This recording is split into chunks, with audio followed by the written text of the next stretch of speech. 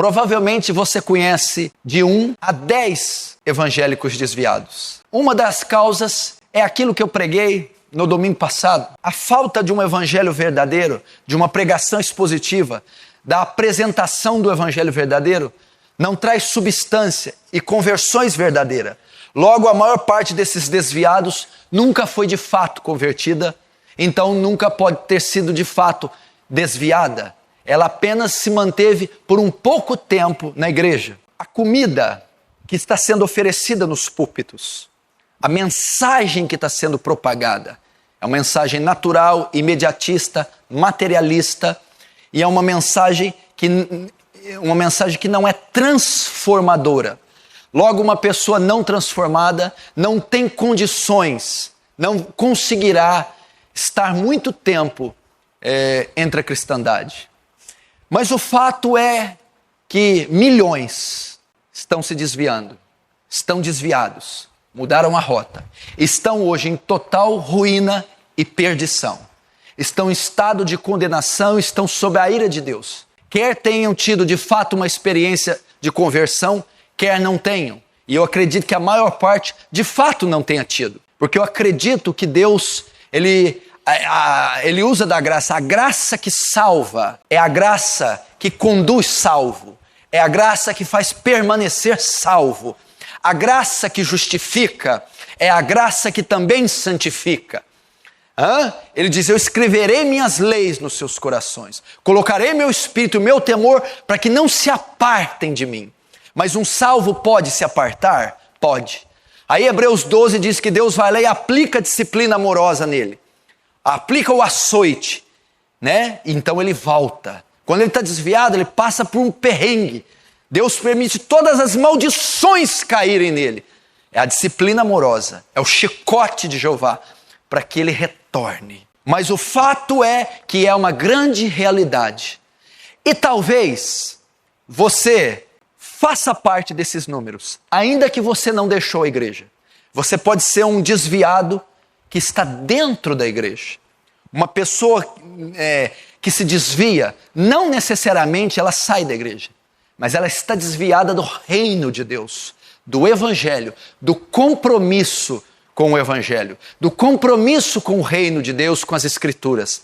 Então ela é um participante do corpo de Cristo, porém desviada do reino de Cristo.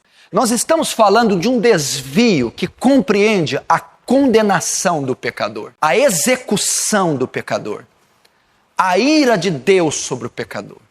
Se ele não regressar, se ele não retornar, se ele não sair do estado de desvio, se ele não mudar a rota, ele terminará num precipício. Essa rota ímpia, maligna, perversa, que dá ao pecador o direito dele satisfazer seus deleites, essa rota termina num precipício, num abismo. É um carro desgovernado, sem freios, descendo ladeira abaixo para um vulcão em chamas. Este é o caminho, esta é a rota, esse é o destino que a rota do desviado o leva. E se ele não retornar, se ele não se converter novamente, não mudar a sua rota, ele terminará perdido, condenado. Onde o desvio ocorre? Onde inicia-se o desvio? Primeiro, ele ocorre no coração. O coração é a sede das emoções, é a sala de máquina do indivíduo. É ali onde ele governa e domina todo o ser do homem. Hebreus capítulo 3, verso 12 e 14 diz assim: Vede, irmãos, que nunca haja em qualquer de vós um coração mau e infiel, para se apartar do Deus vivo. Quando você quer ver os sintomas de um desviado, primeiro é o coração. Você conversa com ele, o coração dele está ruim. O coração dele está ruim, está duro. Ele não quer te ouvir, ele não quer ouvir a palavra de Deus, ele não concorda com seus argumentos. O coração está um fel. Pessoa tendenciosa, pessoa amargurada, vingativa, rancorosa, ressentida, ferida, Ele não está feliz mais com a igreja. Ele não está feliz com a palavra de Deus. Ele não está alegre mais com os cultos. Ele não está mais aberto ao evangelho. Ele não está mais aberto aos irmãos. O coração dele já está fervilhando de fel, de amargura. Começa, primeiro ponto, o coração. Provérbios 14, 23 diz: sobre tudo que se deve guardar, guarda o teu coração, porque dele procede as saídas da vida. O desviado não guardou o coração. Segundo sintoma do crente desviado, as palavras. As suas palavras. Por quê? Porque um é consequência do outro. Mateus 12, 34, Jesus disse: raça de víboras, como podem vocês que são maus dizer coisas boas? Pois a boca fala do que está cheio o coração. A segunda evidência é que aquela amargura do coração não vai conseguir ser contida. O que está cheio o coração, fala a boca. Todos os sentimentos de amargura do desviado, toda a ferida, o fel, vai começar a ser expressado em palavras. Você quer saber quem é uma pessoa? Fica do lado dela e ouve meia hora o que ela fala. Tudo que ela estiver falando está dentro do coração. É quem ela é. Você conhece um homem pela fala dele, que revelam seu coração. Você conhece alguém assim? Agora, terceiro sintoma. Olha só como é que é progressivo. Primeiro começa no coração, tá ali quietinho. A seta, o torpedo, a lança do inimigo acerta, crava ele. Ele não domina o coração e aquele fel começa a se deparar, começa a se alastrar. Consequência do coração enfermo, as palavras vão expô-lo, vão declarar quem ele é. Terceiro, ele muda o coração, muda as palavras, agora ele muda a sua aparência. Cristão piedoso, que se veste com decência, com ordem, com moral, com pudor, temente a Deus, sincero, obediente na palavra, mas a mudança no coração e a mudança nas palavras vai começar agora a mudar o seu exterior, a sua aparência. Qual que é o padrão da aparência para o crente na Bíblia? 1 Timóteo 2,9, que do mesmo modo as mulheres se ataviam em traje honesto, com pudor e modéstia. Esse é o padrão do crente. Não é saia, cabelo, calça, não é isso. Esse é uso e costume. Mas é modéstia. O homem e a mulher está vestido com decência. Porque o desviado, o que ele vai se tornar? Presta atenção. Ele vai se desviar dos caminhos de Deus e vai começar a se tornar carnal, vai andar na carne. Qual é uma das grandes marcas da carne? A sensualidade. Você vai começar a notar que esse crente que está se desviando começa a se vestir com sensualidade. O crente primeiro converte o coração, depois muda o exterior. O desvio é a mesma coisa. Começa no coração, depois reflete lá fora. Começa a ver em pessoas esses sintomas. Quarto sintoma, os hábitos. Agora vem para os hábitos, ela não vai conseguir segurar mais. Primeiro começou no coração, depois veio para as palavras e a aparência. Agora as atitudes, os hábitos. Olha esse texto. É o quarto sintoma de um desviado. Romanos 1, 28. E como eles não se importaram de ter conhecimento de Deus, assim Deus os entregou um sentimento perverso. Sabe para quê? Para fazerem coisas inconvenientes. Ele começa a fazer escândalo. Ele começa a se envolver com coisas absurdas. Ele começa a frequentar coisas que ele não fazia mais. Bares, festas sociais ímpias, celebrações ímpias, jogos, bingos, coisas que ele não entrava. Primeiro, no coração. Segundo, nas palavras. Terceiro, na aparência. Quarto, nos hábitos. Você quer saber se você ou alguém está se desviando ou se desviou? Olhe para essa pessoa, para si mesmo e veja como está o coração. Quais são suas palavras? Como está a sua aparência? E quais são os seus ou os hábitos dessa pessoa? Dezenas de sintomas que o desviado tem. Eu vou citar para você pelo menos 20 delas. Ao citar, você vai aplicando ela na sua vida, ou do seu marido, ou da sua esposa, ou dos seus filhos, ou dos seus pais. E eles demonstrarão se você está desviado ou não, se está se desviando ou não, se desviou ou não. Preste atenção, eu vou começar a ver aqui. O primeiro sintoma: quando a oração e a leitura da palavra vão sendo deixadas de lado em tempos e dias, o desvio está presente. O que quer dizer em tempos e dias? Primeiro, ele ora e lê a Bíblia todo dia. Ele vai diminuindo o tempo diário que ele lia e que ele orava. Se você tem diminuído a cada dia o tempo de leitura e o tempo de oração e os dias da leitura e os dias da oração, é um sintoma que você está desviando.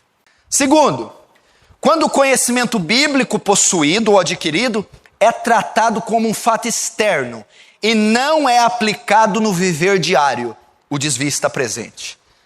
O cara conhece as escrituras, conhece a Bíblia, estudou, aprendeu, ouve os sermões, mas isso não é aplicado na vida diária. Ele não tem o menor compromisso com isso. Ele vem no culto por desencargo de consciência. Quando você começa a fazer da Bíblia algo abstrato, quando você não cumpre, você não aplica os princípios da palavra na sua vida diária, é um sinal de desvio.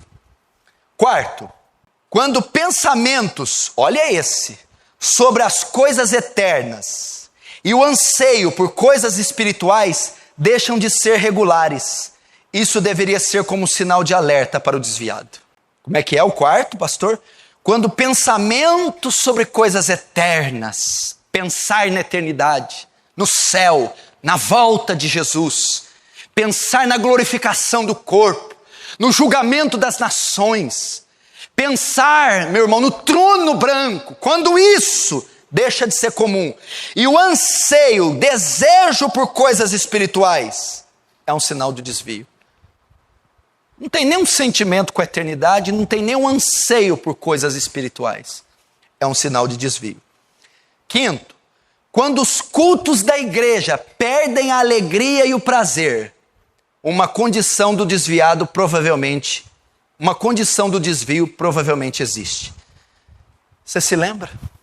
Quando os cultos da igreja perdem a alegria e o prazer, ele não tem nenhuma alegria em vir à igreja, nenhuma alegria em cantar louvores, nenhuma alegria em comungar com os irmãos, perdeu a alegria, perdeu o prazer, torna-se, presta atenção, cultuar, congregar, torna-se um fardo, torna-se dispendioso, uma canseira, algo que não dá prazer, é meio que uma obrigação, é política, é por causa da família, do testemunho, mas não é deleitoso mais. Aí, meu filho, a coisa está feia.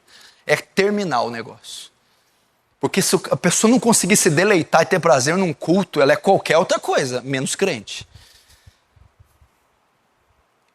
Sexto, presta atenção esse. Quando se esquiva de conversas espirituais profundas, ou elas são um constrangimento para ele, há certamente uma evidência de desvio. Ele se esquiva de conversas espirituais profundas. Esses assuntos não interessam ele. Eternidade, glorificação, justificação, oração, jejum, evangelismo, almas, poder do Espírito Santo. Quando as conversas espirituais profundas, ele começa a se esquivar. E quando fica constrangido por elas. Como é que pode um crente ficar constrangido em falar de Deus? Como é que pode um crente ficar constrangido em falar de coisas espirituais? Como é que pode ele se desviar? Ele gosta de assunto assim, político, econômico, financeiro, esportivo. Até você pode pôr uma pitadinha de fé ali, mas não se aprofunda espiritualmente não, ele fica constrangido. O desvio está presente. Olha esses 7 agora. Quando começa a contradizer a Bíblia, a pregação da palavra de Deus e as doutrinas bíblicas, distorcendo-as para justificar seu próprio pecado, isso é uma prova do desvio. Ele começa a contradizer a própria Bíblia, não é bem assim. Isso aí não é assim. Isso aí tem que ser interpretado. Isso aí é Antigo Testamento.